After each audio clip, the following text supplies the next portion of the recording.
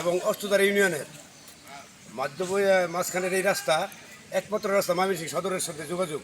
এই রাস্তাটা বিভিন্ন জায়গায় খানা খন্দ খাওয়াতে হাঁটু পর্যন্ত পানি থাকে।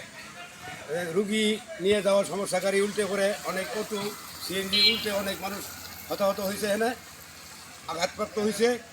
যার দরুন আমরা এলাকার নেতৃবৃন্দ এবং এই উপজেলার যার নেতৃবৃন্দ যারা আছেন তাদের দৃষ্টি আকর্ষণ করছি যে আমাদের এই রাস্তাটা অন্তত যাতে সাময়িকভাবে চলাফেরার জন্য মানুষ যাতে চলাফেরা করতে পারে, যাতে কোনো কষ্ট না হয়, মানুষ যাতে কোনো অসুবিধা না হয়, আহত না হয়, দুঃখ না পায়, সেই জন্য সবার দৃষ্টি আকর্ষণ করছি এলাকাবাসীর পক্ষ থেকে।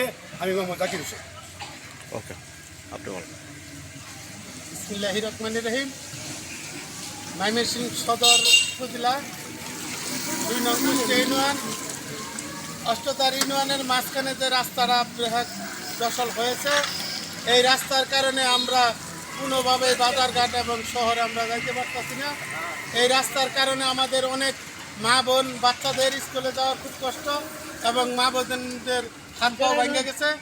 আমগর এই উদ্যোগে গ্রামবাসী মিল্লা আমরা এই উদ্যোগটা নিয়েছি যাতে আমরা অষ্টদারতে বিদ্যাগঞ্জ পর্যন্ত আমরা রাস্তাটা সুন্দর মতে করতে পারি, এই জন্য আমাদের উদ্যোগ নিয়েছি। সবাই ভালো থাকবেন, সুস্থ থাকবেন।